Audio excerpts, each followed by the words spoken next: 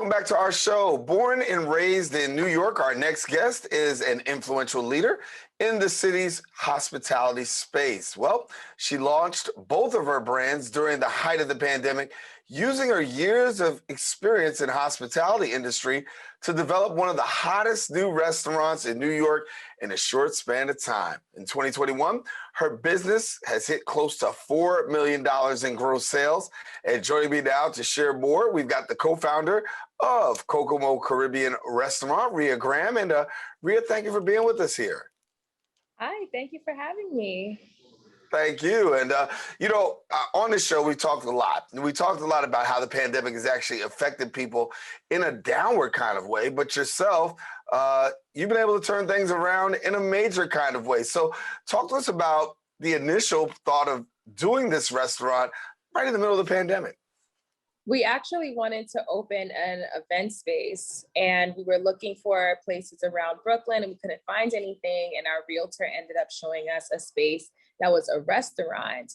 So my husband and I both have prior restaurant experience, and we were just like, you know what? We have a love for the culinary arts. Why not give it a try? And it ended up being the best decision we could make because, an event space in the pandemic probably wouldn't have been such a profitable business, but the restaurant was received so well by everyone, the neighborhood, Brooklyn, the whole of New York City, to be honest. And I think it's because we really showed the in and outs of the whole experience. We showed when the pandemic hit us and how it affected us and how we were delayed by about 4 or 5 months. We couldn't open and we invested so much money into it.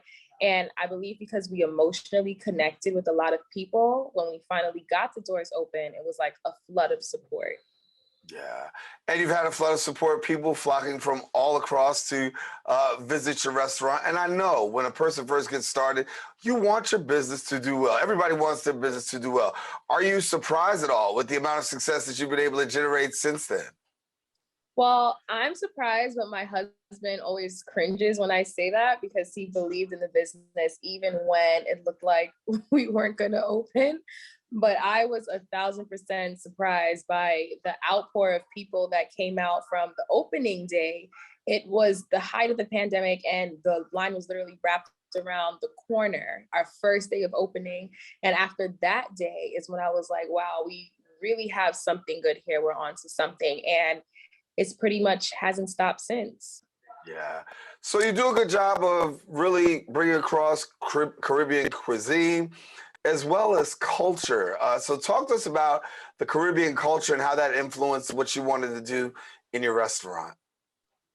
Yeah, so I'm of Caribbean descent. My mom is from Trinidad, my father's from Grenada, and Kevel was born in Jamaica. So because of that, we have deep ties to the Caribbean culture.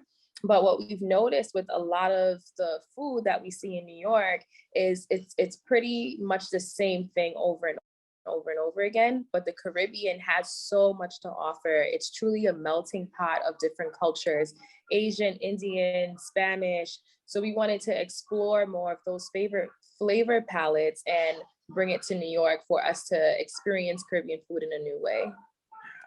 And so for people who don't know about your restaurant, how would you describe it? I would say that it's a new take on Caribbean food, but it still touches you in a traditional way. So we have jerk chicken, and it's not like your grandma's jerk chicken, but I think your grandma would still approve of it. It's that kind of vibe. So yeah, we want a lot of our dishes to remind you of home, but not be identical. We wanted to just explore the flavors a little further than you typically would. Yeah. And then you also do something a little special with the drinks, huh? Yes, that is probably the highlight of Kokomo. Our drinks are the flavor palette is something, I think it has something for everyone. So if you want a drink that's more fun and fruity, we have that. If you want something that's a little bit more bitter and has more of more masculine drink, we have that as well. And it's just fun. A lot of our drinks are just fun to drink. Yeah. And for yourself, as a business owner, we often have conversations about diversity and inclusion in the workplace. But yourself, you've been able to master that. And I know that from what I understand, that you've got a diverse population of people who actually are working with you. Talk to us about why you felt it was important to have diversity in the workplace. Well, actually, it was completely unintentional at first. We were just hiring whoever we thought were best for the job.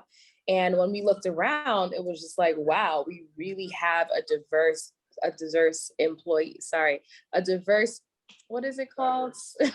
Staffers. Right. And and what it did is it made us start exploring their cultures more as well. So in our family meals, we typically have the chefs downstairs cook a cuisine from their culture, and we let the waiters and the bussers and everyone else eat it and enjoy it. And what it does is really sparks conversation, which is why we love food, because food is always a gateway to great conversation. Yeah. For yourself, it's been a interesting ride. You've navigated trying to, work this thing through the pandemic yourself. Your husband putting together this wonderful restaurant, and now you're a successful entrepreneur. But you've got another kind of twist that's coming along. That's family life, and so for you, congratulations. I understand you're a brand new mother. Gave birth about 4 weeks ago. January 12th, so a little longer than that. Okay, okay. So what's it been like for you trying to juggle both, keeping being the mother and being the entrepreneur? Well, that's where my great husband comes in. He honestly, yeah, he honestly backfills a lot of the slack that I've been putting out because of me being 9 months pregnant and going on maternity leave. And that's why I'm so grateful that I have not just him, but my whole family standing behind me when it comes to this business. And I truly would not have been able to do any of it without them, because there were days where I just wanted to stay in bed, and I did. And I'm happy that I had that choice because I have such a great support system. Yeah. So what's been your biggest lesson that you've learned through this? Because obviously you have some ups, some downs. You talked about the question of were we ever going to really be able to make it, given the fact that you experienced delays like everybody else, supply delays, everything else that hit. What was the biggest lesson that you've learned building from the ground up on this business?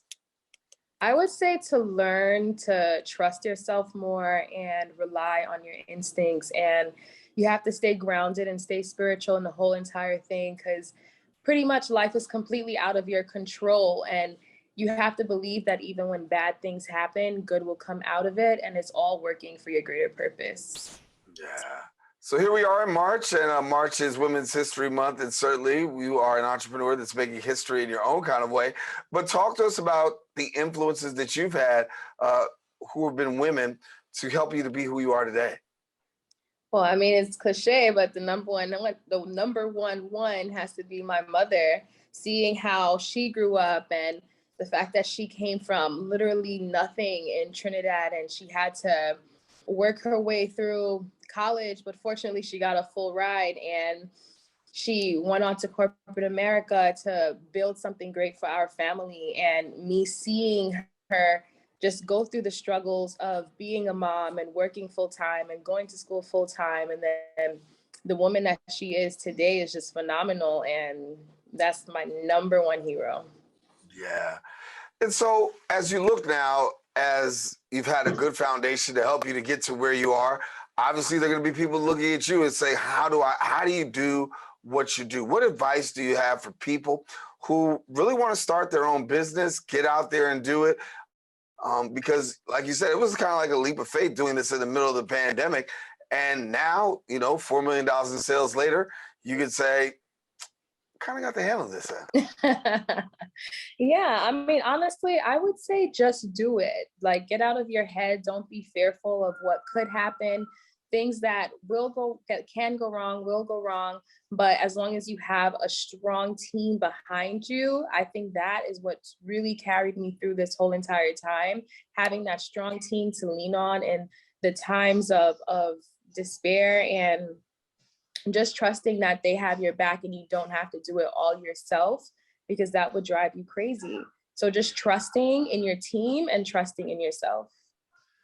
There are a lot of people who work 9 to 5, and that's not what they want to do. They really want to be able to work and be an entrepreneur and own their own business. There are plenty of people who are doing their business and working the 9 to 5. But now that you have the ability to work for yourself and be an entrepreneur, how liberating is that to be your own boss?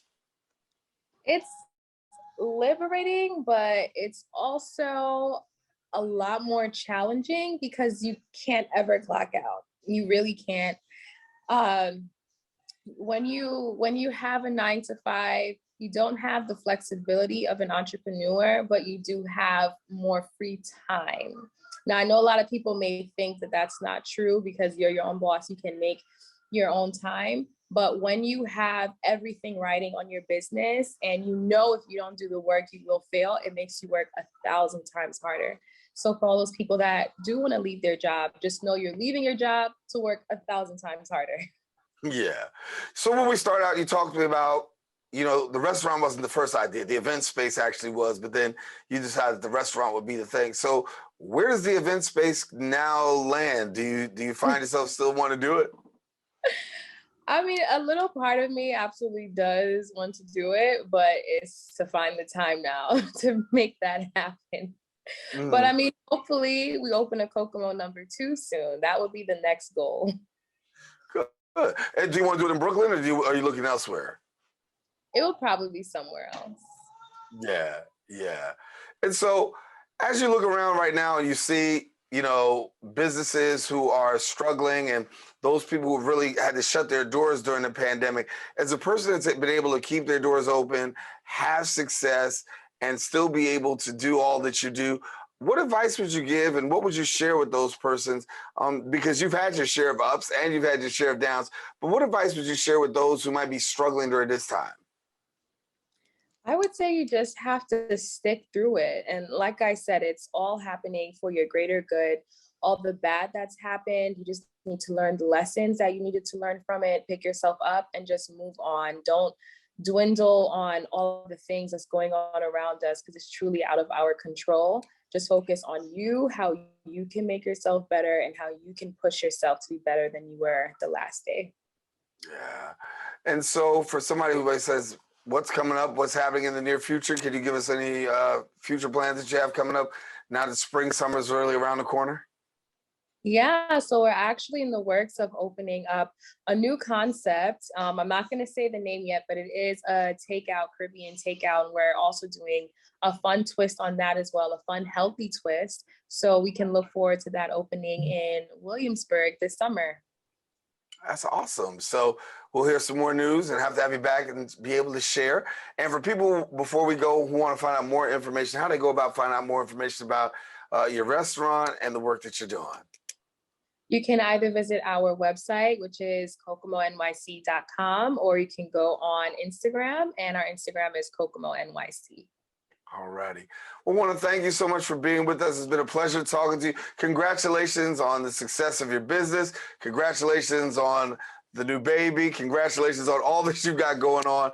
Certainly an inspiration, certainly during Women's History Month. Glad to have you as Thank a positive example for so many people as to being able to do it. Thanks much. All right. Thank you. Have a good day. All righty. Want to let you know Ria Graham, the co-founder of the Kokomo Caribbean restaurant in Williamsburg, Brooklyn. Stay with us. We got more show. Don't go anywhere. We're returning right after this.